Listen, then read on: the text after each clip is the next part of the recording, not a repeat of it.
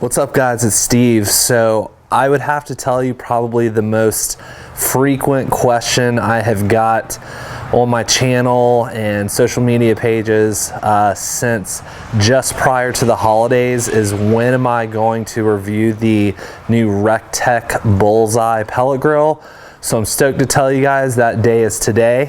Just got it yesterday. I put it together and we're gonna go ahead and take a quick look at it. I'm gonna show you all the features and we're gonna do that initial kind of burn-in session on it. And man, I'm excited about this. So let's go ahead and get started.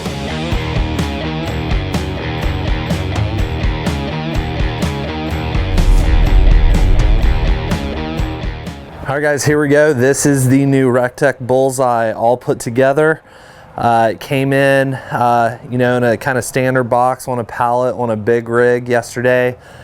Had some pellets on there as well. I'll tell you right now that this took no more than 30 minutes to put together. There were a couple parts of it that it is going to be pretty handy to have somebody help you out, but you definitely can do it by yourself. And it was super straightforward, so this is not going to be an issue at all putting together.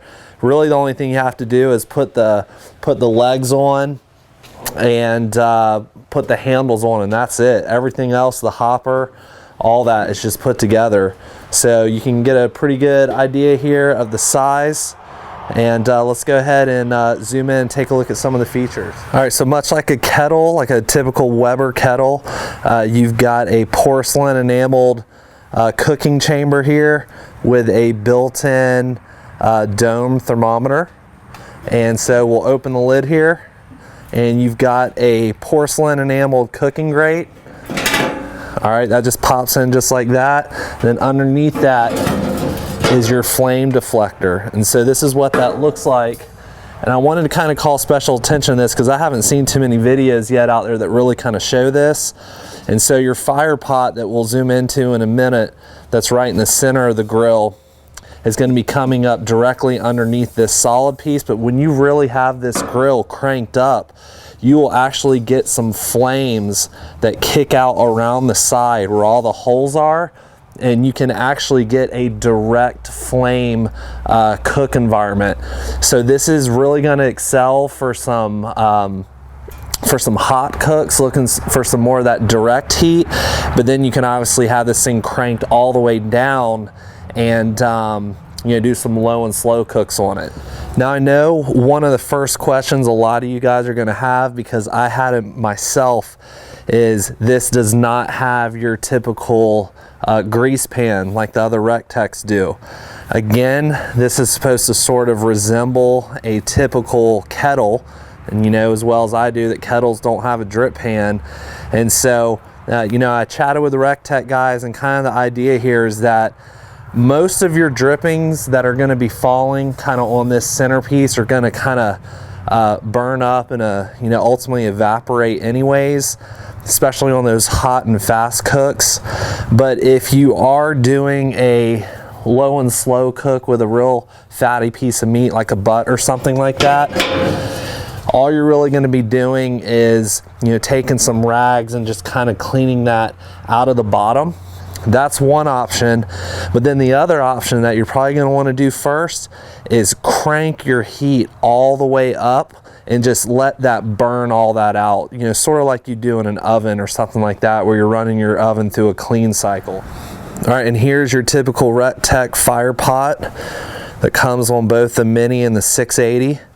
You should be able to see here that right inside of the right here is the ceramic igniter rod. That's that little white piece there. They introduced that a while back. That's going to last a lot longer, not fail like a lot of the other igniter rods out there. And again, you've got your auger that's pushing your pellets, and they're coming out of this opening right here, and then that blower fan and igniter is what's going to be fueling your grill here. All right, this is a quick shot of our 15-pound hopper. We've got the nice little logo bull stamp right here on the top, and we've got the fail-proof latch over here, just like on the other grills, so you can lock that down so this lid isn't going to go anywhere. And we'll open that up, and there's your hopper. And I'm zoomed in there, hopefully you can see that, but there's your auger down at the very bottom. All right, guys, biggest difference, in my opinion, between the new Bullseye and the other REC TEC grills that we're all used to is that this unit does not have the Smart Grill PID controller on it. Instead, it essentially just has a power switch, which is this one to the left, which is your blower fan, and then your igniter switch is to the right.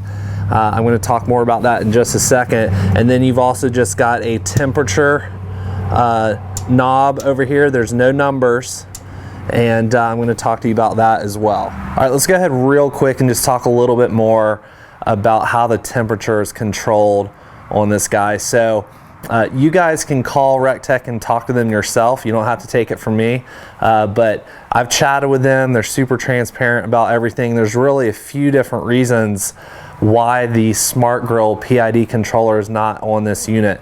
Very first thing is price. If they were to include that on this unit, there's no way you would get this shipped to your home for $400. It is a more advanced controller that is taking into account ambient air temps, you know, opening the lid. It's got that temperature probe inside that's kind of, you know, regulating all that for you. You know, to have a more advanced setup like that, you're going to be paying more. The second thing is that you can you know, leave the lid open a lot. You know, this is sort of taking the place of that just kind of classic charcoal kettle where, you know, a lot of guys like to have the lid off. They're cooking different things over high heat. And so that knob, all that knob is doing is once you have this thing fired up and your pellets are smoldering, the more you turn that knob up, just the more that auger is going to be kicking pellets into the fire pot. So you don't have that Smart Grill controller handling all that for you. You're just kind of manually telling the Bullseye essentially, hey, I want you to either kick more or less pellets into the hopper. Lastly, you know, they are kind of targeting people that cook on maybe less expensive gas grills and kettles, and just somebody that's kind of looking for a really straightforward and simple pellet grill just to kind of get their feet wet. And then through that, you know, maybe they'll get more excited and want to push up to one of the other more advanced REC TEC grills. So I like the idea that it's, you know, it's pretty straightforward. I am used to the Smart Grill controller, but at the same time, I can see the appeal to just kind of coming outside, turn this thing on, and kind of manually sort of telling that thing where you want it. So I can see it both ways. You can guys let me know if you have any questions in the comments about that, and I'll do my best to answer those things. All right, let's go ahead and walk through this initial setup burn procedure. You want to start off by making sure your temperature knob is turned all the way off. You should be able to hear that clicking noise that tells you when it's off. And then we're going to go ahead and just turn our power switch on, and you should be able to hear the blower running. And next we're going to turn on the igniter switch. Wanted to show you guys real quick, I got nice and zoomed up on the ceramic igniter rod there, so you can see kind of what it looks like before it's glowing red. So it is functioning, and now we're going to go ahead and cut the igniter switch off. All right, we've still got our power switch on, so the blower's still going. And now we're going to turn our temperature knob all the way to the right, so that auger is going to start moving. And then we're going to go ahead and dump some pellets in our hopper. All right, so now that we have some pellets in the hopper, and you know, we've got that temperature knob cranked all the way up, that auger is spinning, and in just a few moments here you're going to start seeing some pellets come out of that hole. All right, and here they come, first few pellets to hit the hopper in this new Bullseye. What we're just going to do is we're going to wait until we got a small little pile in here. I'm just going to watch it for just a couple minutes here, and then we're going to go ahead and install the flame deflector and our cooking grate. All right, again, now that we've got a small pile of pellets in our fire pot, we're gonna go ahead and reinstall the flame deflector and our cooking grate. And then one more time now for our startup procedure.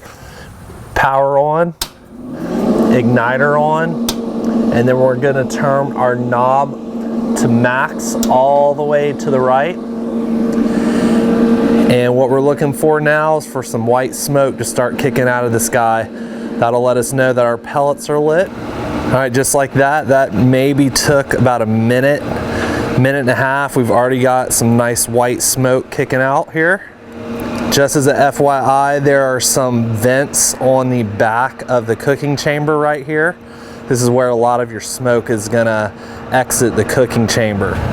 All right, and then anytime you crank this thing up, as soon as you have white smoke kicking, you're just gonna go ahead and turn off your igniter switch. And we're good to go. Now what we're gonna do is let this burn for right at 1 hour. That is gonna help cure this thing and wipe out any leftover residue from the manufacturing process. I just wanted to show you guys a cool little close-up shot here. After you turn off that igniter switch, you know, that blower is just cranking in on those pellets, and you can see that nice flame just roaring underneath there. So again, we're all good here. We're gonna go for an hour, and that'll wrap up this burn-in procedure, and we'll be all set and ready to cook on this bad boy. All right guys, so it has been right at 1 hour, so our initial burn-in is done. Now the last thing I just wanted to show you guys here is how you power this off. So on the Mini and the 680, you know, you would just push the power button. It kind of goes through its own cool down procedure. With the Bullseye here, when you're ready to power it off, you're just gonna turn your temperature dial all the way off until it clicks. And then we're gonna leave the power switch on for anywhere between like 5 and 7 minutes. And so what's happening here is that the auger has stopped since we turned the temperature knob off. So no more pellets are gonna be going into the fire pot igniting, and that blower fan is gonna put the fire out. And additionally, REC TEC gave me a little tip, and they said just to open the lid, and that helps put out that fire a little bit more quickly. All right guys, so that wraps up this first look at the new REC TEC Bullseye pellet grill. So again, this is gonna be a nice entry-level pellet cooker if you're a gas guy or charcoal guy. Whatever it is that you typically like to cook on, but you don't have a pellet grill, you're interested because of the conveniency and just the consistency of you know, cooking on a pellet grill. It's definitely something that I would take a look at. Let me know if you have any questions in the comments. I'll do my best to answer them. I've got some links in the video description that you can go check out. Appreciate you guys watching. We'll see you again soon.